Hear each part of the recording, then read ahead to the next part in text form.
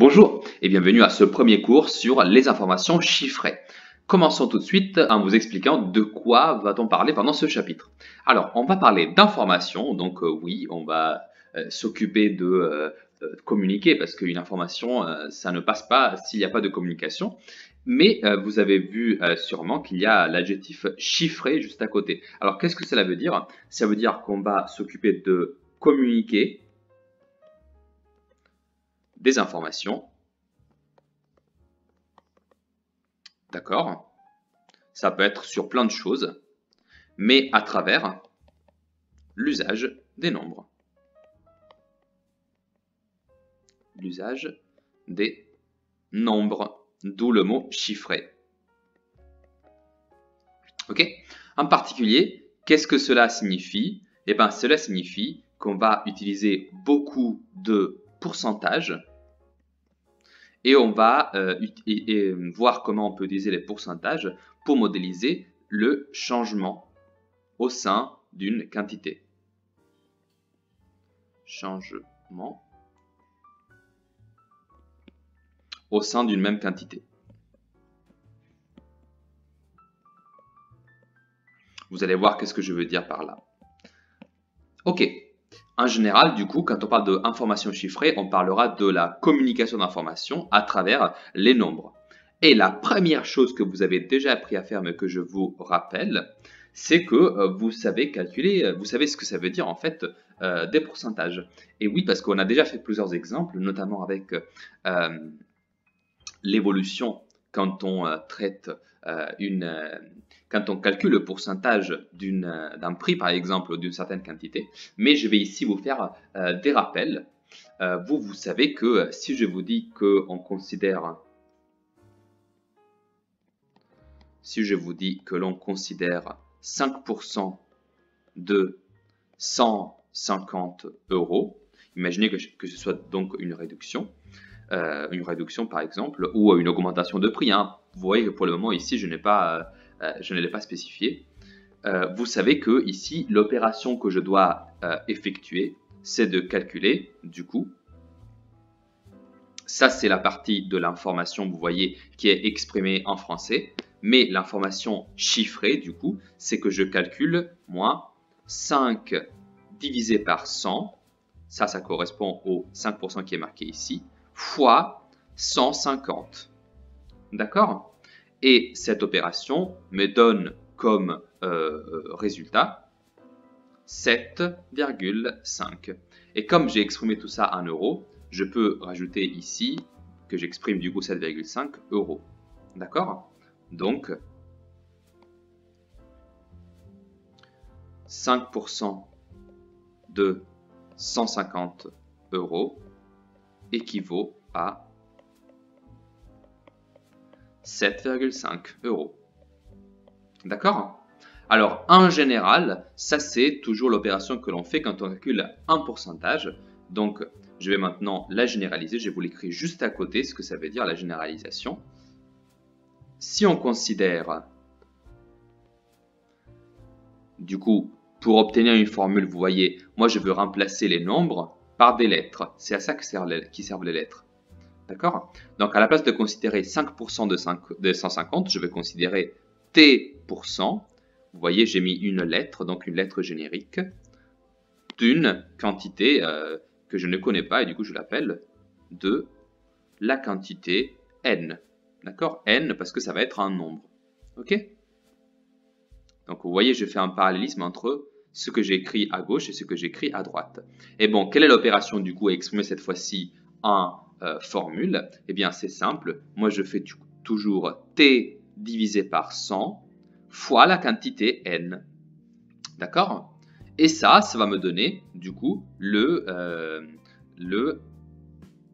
excusez-moi, en noir. D'accord? Donc, je vais pouvoir dire que T% de N équivaut à juste T sur 100 fois N. D'accord? Parce que c'est la formule que j'ai obtenue. Ok? Même s'il n'y a pas de chiffre, elle est tout aussi valable. Et je vous le raconte tout cela parce que cela m'intéresse de vous faire comprendre comment on obtient les formules qu'on dit toujours. Oui, on apprend des formules par cœur. Eh bien non, comme ça vous voyez d'où elle vient. D'accord? Elle sert à vous faire mémoriser toutes les façons possibles du coup de calculer tous les pourcentages possibles avec une seule et même expression. Donc on prend le pourcentage, on le divise par 100 et on le multiplie fois la quantité dont on veut calculer un pourcentage. D'accord? Si vous voulez, je peux vous donner un autre exemple. Encore un exemple du coup. Si je veux calculer cette fois-ci, quel est combien vaut 12% de 10 000 euros. Alors, je pourrais ne pas parler d'euros, hein. Je pourrais aussi parler par exemple de mètres cubes ou de litres ou de kilogrammes. Tout est valable ici. L'important, c'est de faire un exemple qui vous permet de acquérir la compétence de cette application de formule. Eh bien, ici, c'est plutôt simple. Je calcule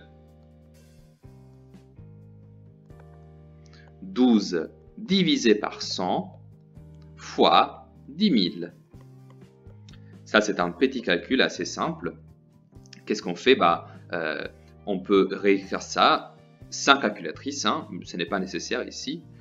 Ici, je peux faire du coup 12 fois 10 000, le tout divisé par 100. Vous voyez que j'ai multiplié les deux numérateurs, parce que ça c'est le numérateur et ça c'est le numérateur d'une autre fraction qui serait, si vous voulez, je peux vous l'écrire, ça c'est en fait rien d'autre que la fraction 10 000 divisé par 1. D'accord? Donc ici, quand j'effectue cette fraction, je peux la simplifier et en particulier, je peux simplifier 100, excusez-moi, 100, je peux le simplifier avec 2 zéros qui se trouvent là. Et donc, 12 fois 100, ça fait 12 000. Excusez-moi, 1200. J'ai rajouté un zéro. Donc ça, c'est 12% de 10 000, c'est 1200 euros. D'accord? Et j'ai encore une fois appliqué du coup la formule que j'avais obtenue tout à l'heure. Qu'est-ce que je fais? Eh bien, j'ai toujours fait T qui était 12 divisé par 100, qui reste 100, fois la quantité initiale que j'avais appelée dans ma formule N. Eh bien, ici, je l'appelle, ici, ça avait comme valeur 10 000, mais c'est la même chose. D'accord? Voilà. OK. Ça, encore une fois, c'est un rappel. J'ai fait un autre rappel. Et pour cela, je vais utiliser un langage un peu plus raffiné que ce à quoi vous êtes habitué. Hein. Je pense que vous savez comment on fait. Là, je vais vous expliquer comment on peut calculer le pourcentage d'une quantité. Mais imaginons de devoir faire l'inverse. D'accord? C'est-à-dire, imaginons que on nous donne une population. D'accord? Vous voyez, ce sont les mêmes termes qu'on avait appris à utiliser en statistique. D'accord? Quand on avait parlé de statistiques, effectifs, etc. Ok? Donc, on nous donne une population. D'accord? À l'intérieur de cette population, on nous donne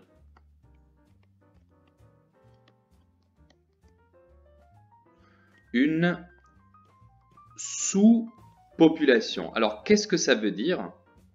Ça veut dire qu'on va considérer une plus petite partie de toute la population. D'accord? Je vous l'écris ici. Ça veut dire une plus petite partie de toute la population. Ok?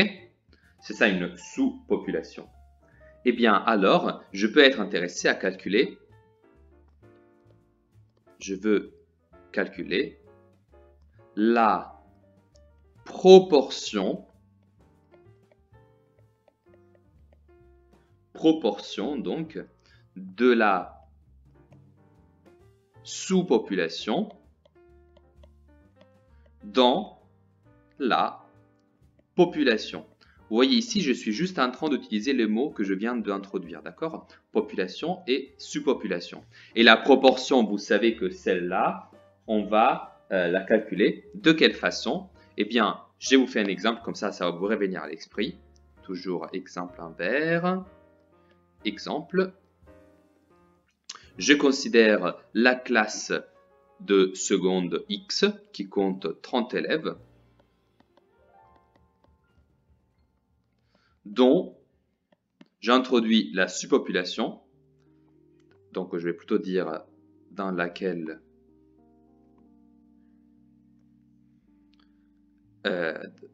il se trouve.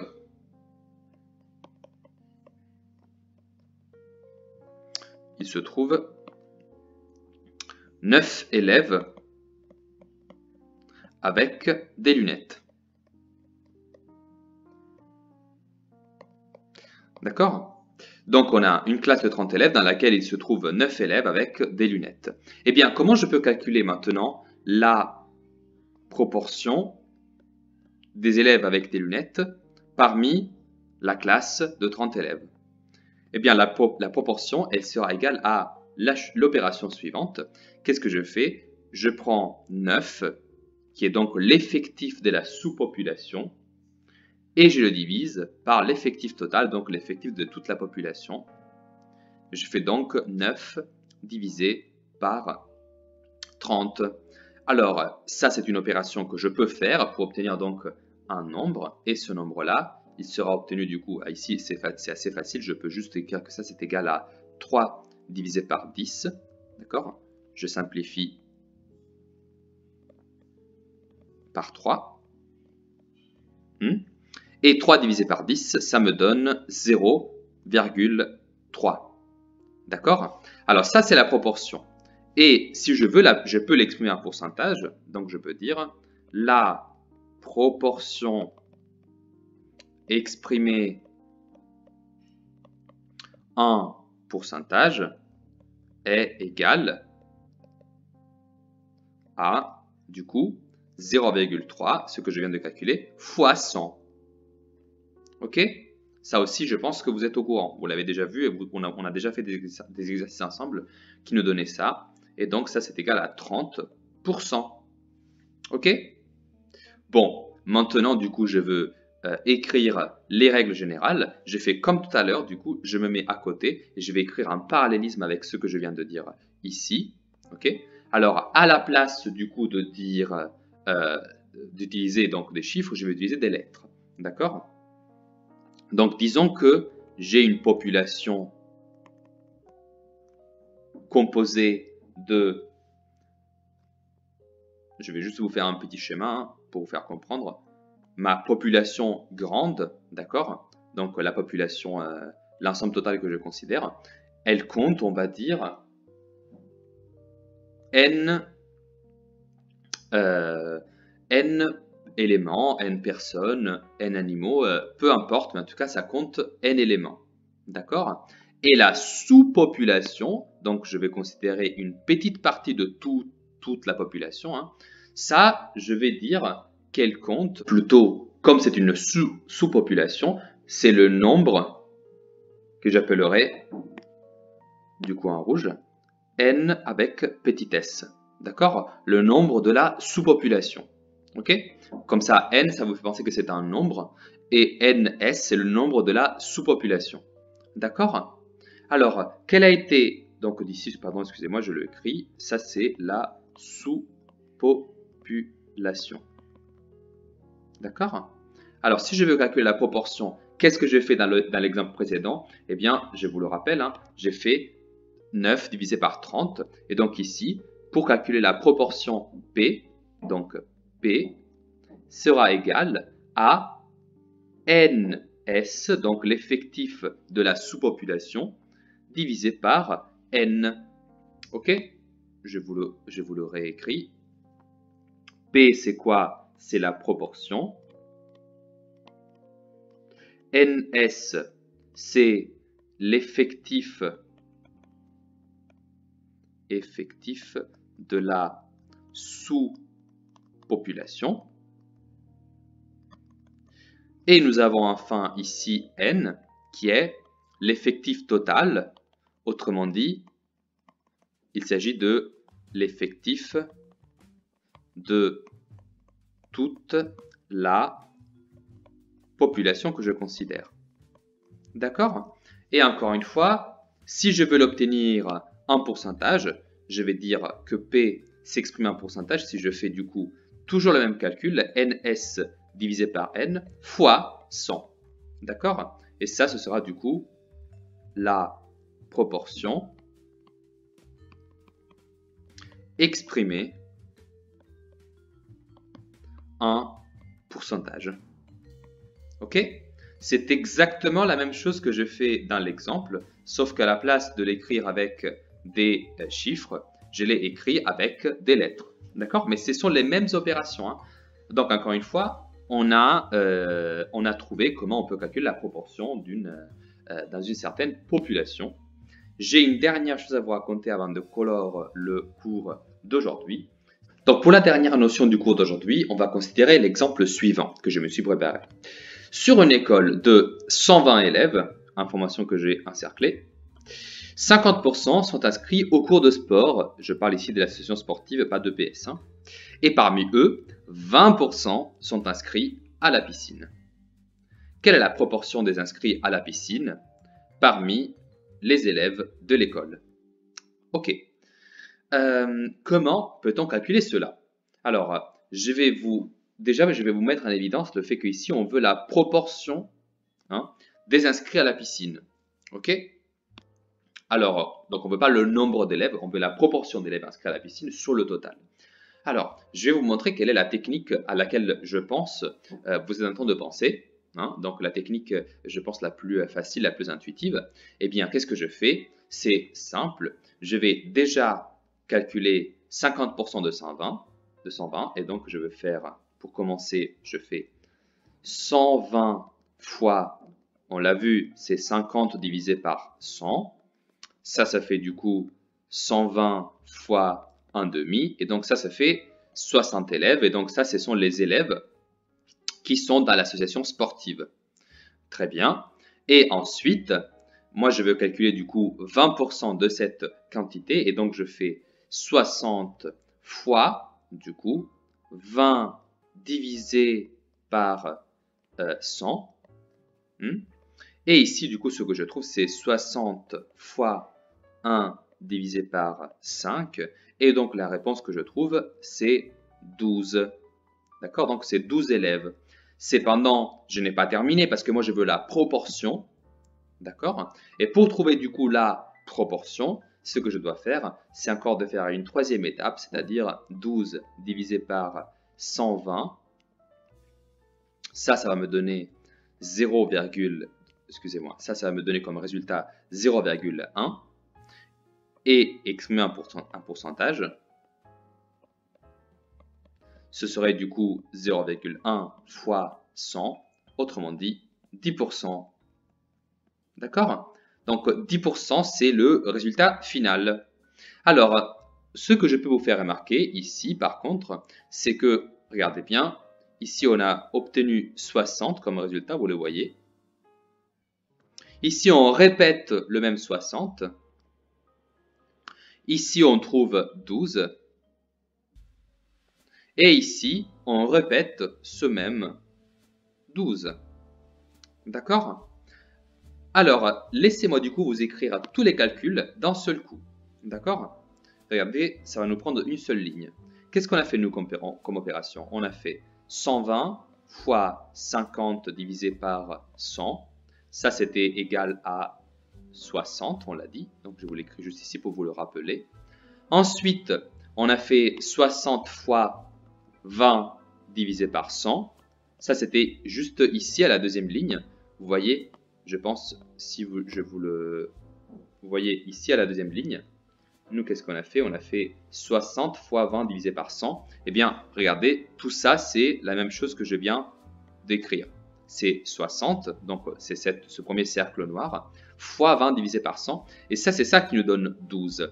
Et puis, à la toute dernière étape, qu'est-ce qu'on a fait? On a fait 12 divisé par 120. Et ça fait 0,1, qui était donc le résultat final.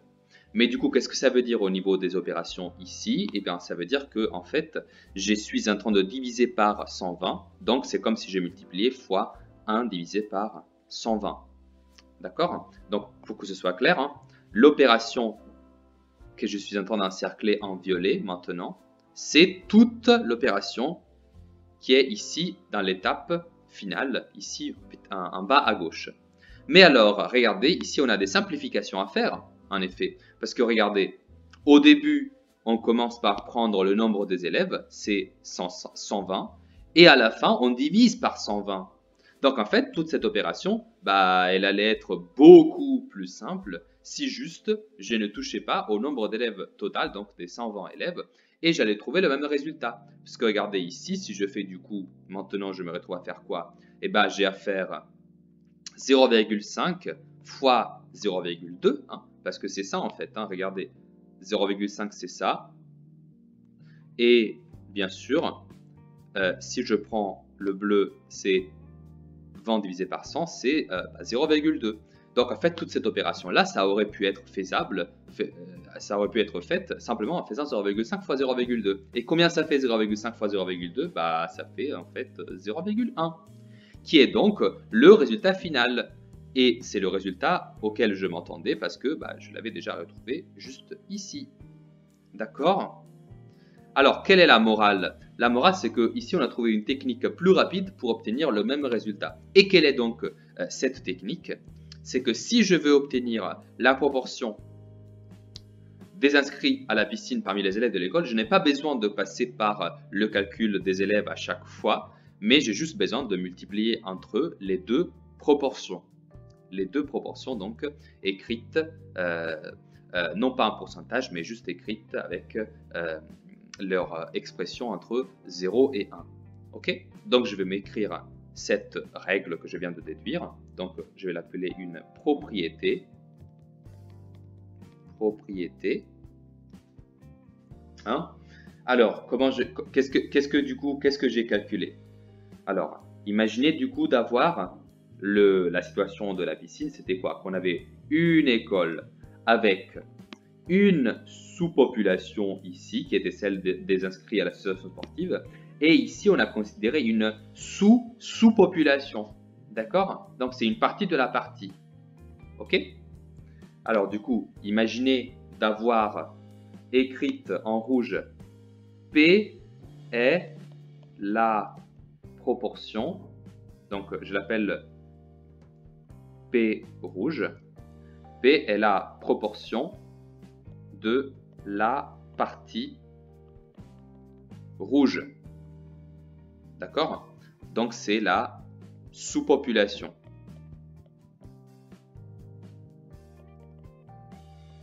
Et P bleu, hein, ça c'est la proportion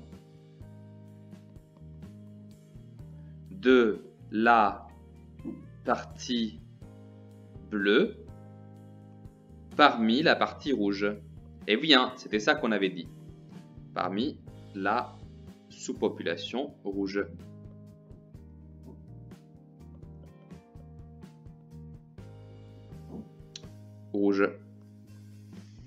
D'accord? Donc, encore une fois, hein, ce n'est pas le nombre de personnes, je parle seulement de la proportion.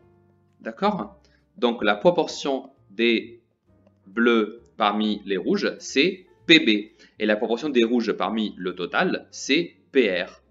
Alors, pour avoir la proportion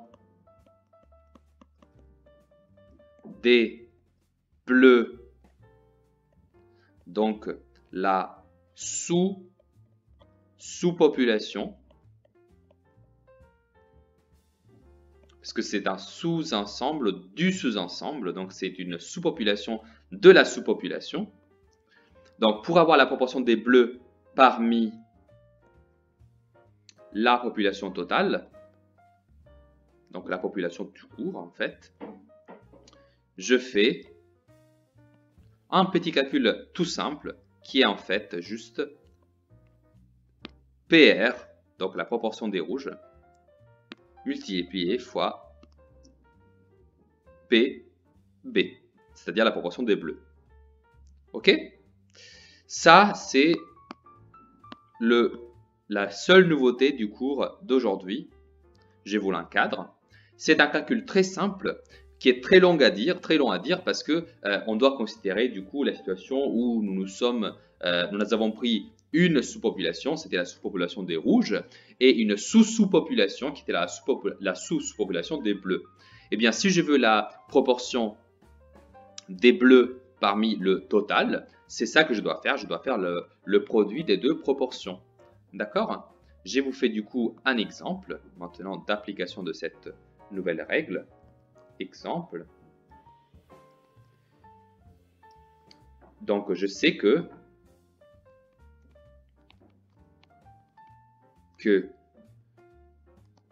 dans un lycée, 40% des élèves ont pris